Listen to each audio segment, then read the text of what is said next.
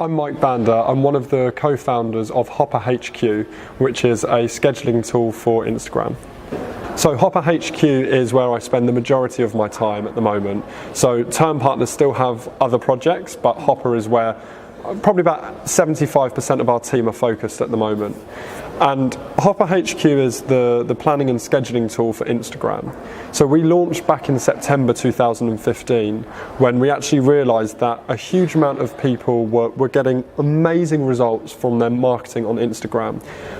It was just overtaking Twitter by number of users, and a lot of the marketers we spoke to were saying that all of their business through social media was coming through Instagram. So we thought this is an area that would be really interesting to see if we can add some sort of value to. What we found through lots of conversations was that people actually found it really difficult to activate the channel. And by that I basically just mean post on Instagram. You have to post from your phone, you have to post in real time. So we spoke to some agencies that had 10 different accounts, but if they essentially wanted to post something at midnight, they would literally have to wake up at midnight or stay awake until midnight, set a reminder on their phone, download the image from the designer's computer, log into the Instagram account, upload it, tag it, post it. And we just thought there must be a simpler way of doing this to actually unlock the marketing potential of Instagram to lots of people. So as a basic idea, we thought let's build an auto scheduler for Instagram. A few people have tried it before and not been able to do it in line with Instagram's terms of service. So that was really important for us, that whatever we do makes Instagram better, that we're fully in line with their narrative and actually we stay within in line with their terms of service. So we managed to find a technical solution around that. And whilst we started developing the product, I started working with lots of different agencies and digital marketeers to find out how they actually manage their Instagram to make sure that the system can really be aligned with how they want to work. So why Birmingham of all places? Because you think about tech, you think London, you think America, you think places in Europe, but why are you based in Birmingham? Why is Birmingham so important to you? Sure. So Birmingham was never part of the plan when 13-year-old me was drawing the spider diagram, but it very much became a part of it when I joined Aston University. I did management and strategy at Aston, and for me, when I was looking around the lots of different universities, Birmingham just had this draw. Like it had this feeling like stuff was happening. Not stuff had happened and you become a part of this, but stuff was happening. And 10 years on, stuff has happened and continues to happen.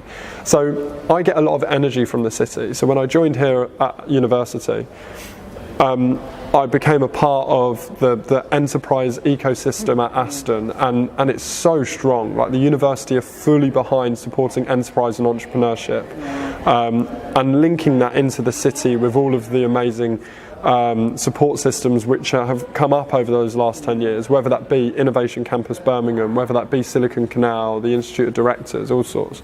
Lots of people are really putting a lot of focus back onto enterprise and entrepreneurship, almost recognising the fact that that entrepreneurship has been such a key part of innovation within the past, and it's time for us now to see that again and see a resurgence of the knowledge economy as opposed to the industrial revolution of time gone by. So I stayed here after university because I had an office and I had staff, and it just seemed like the logical thing to do. But the more and more I stayed in Birmingham, the more and more it became my home. The more you realise how open people are, how interesting people are, how ambitious and exciting people are here. And I still live here and intend to have Birmingham as one of my main bases always. Oh, that's interesting. So from a tech point of view, why do you think, or why might be Birmingham a place where tech isn't promoted as much, or they're not really ambassadors, they're not really shouting about the tech in Birmingham? Why do you feel Birmingham isn't doing that right now? So I think there is a part of Brummy culture that we don't have to do that. We're not showy as Brum is. It's kind of things that are happening, and that's all well and good, and that's just the situation. I think there is a small element of the culture within Birmingham. I think actually it's a huge thing that there's not been a huge amount of massive digital and tech successes in Birmingham. Now, if you look at any of the core ecosystems around the world, if you look at Silicon Valley, if you look at Berlin, if you look at London, anywhere, they've all had these really big tech successes, which then almost breeds inspiration for other people. It also breeds investment of lots of rich people putting money back into the system, and it increases the knowledge of the city and the whoever's kind of pulling the strings and making the strategic decisions to say, look, we're good at tech. And I don't think that Birmingham has, probably in the last 5 or 10 years, it's increasingly so, but it hasn't had that reason to say, okay, this is what Birmingham is about. This is what the future of Birmingham can be about. Because, we're so good at lots of other things as well. So I think that actually the stuff that's changed in the last 5 years is that there's almost a grassroots build-up of a lot of people saying, why would you move to London where everything is twice as expensive and less attainable, where actually you can have an amazing life here, work with incredible people and seize a lot of opportunities. So as many people are aspiring tech entrepreneurs, what would be the key pieces of advice that you would give to them, knowing that you've built successful businesses, you're based in a lot of countries around the world? What advice could you give to an aspiring entrepreneur who wants to build a tech business?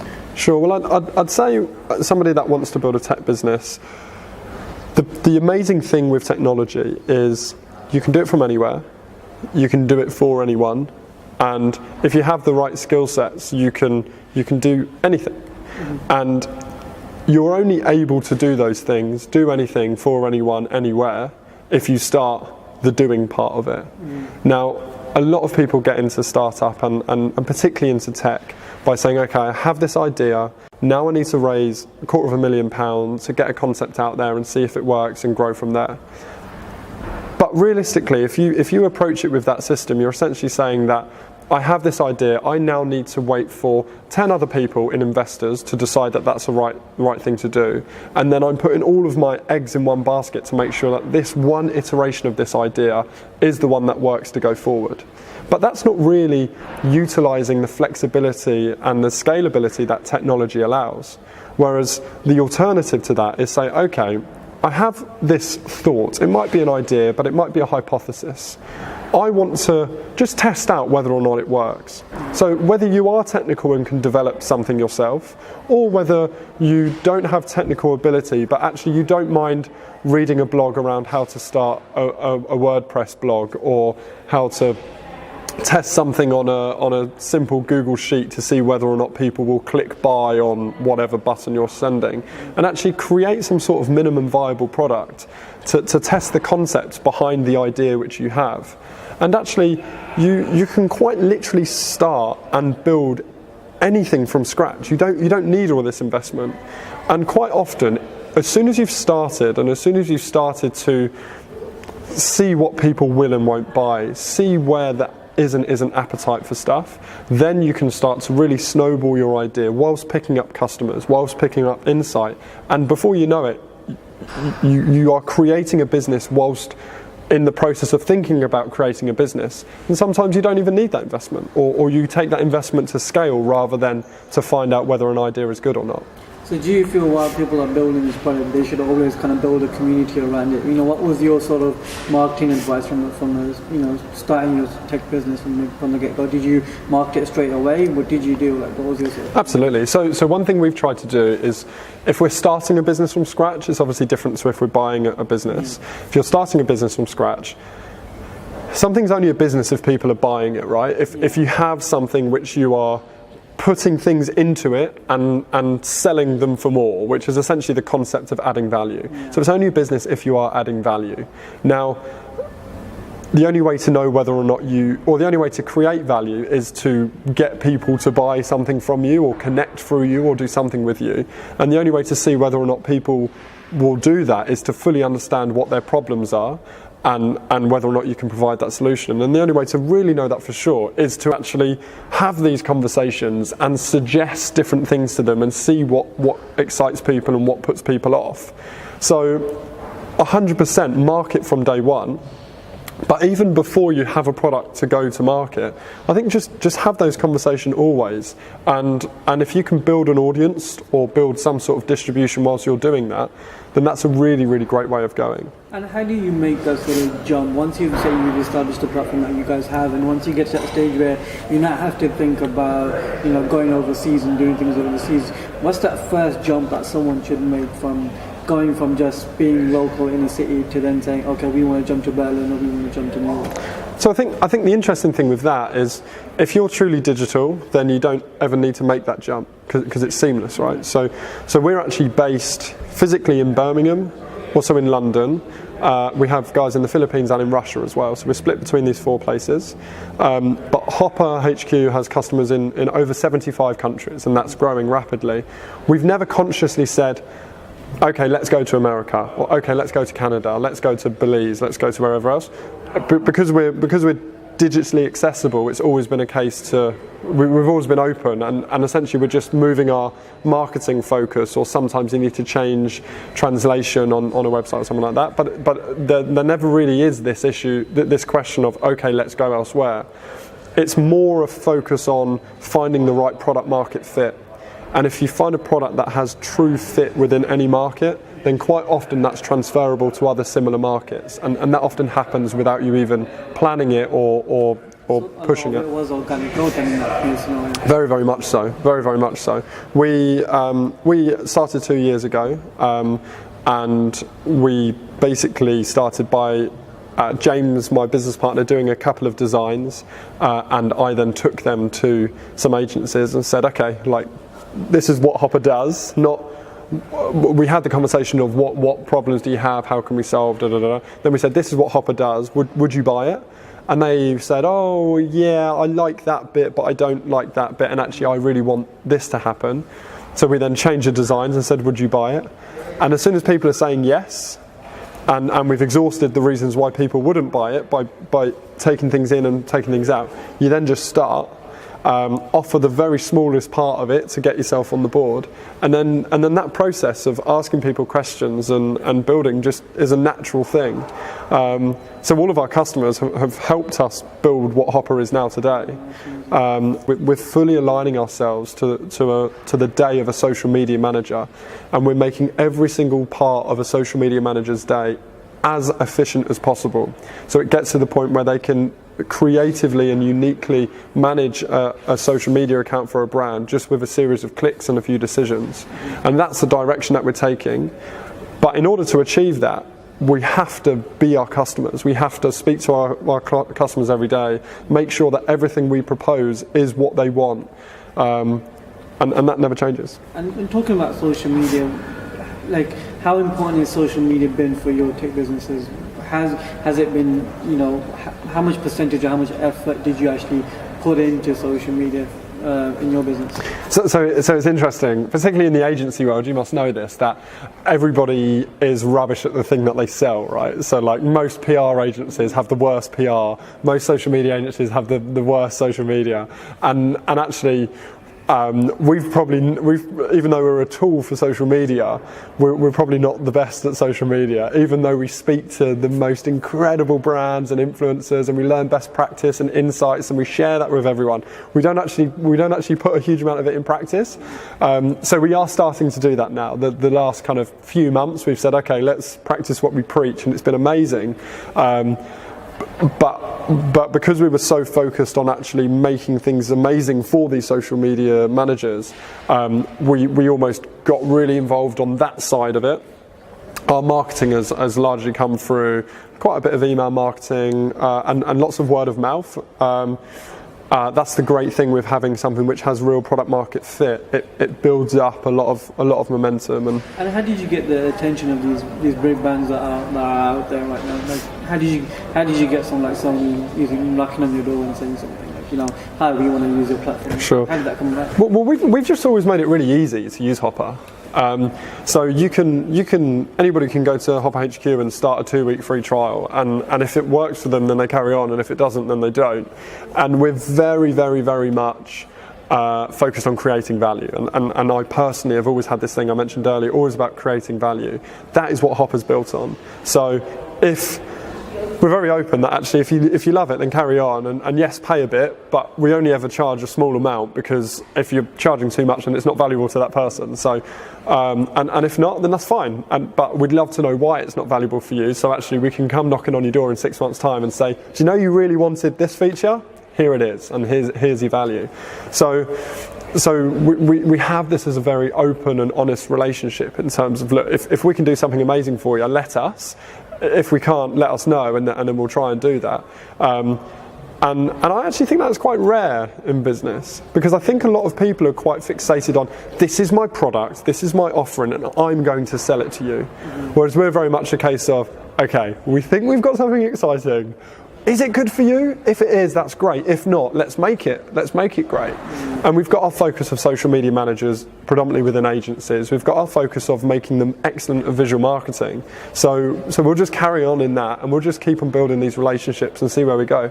Yeah, as a social media owner, I think your product is something that, it'll definitely get the market going crazy.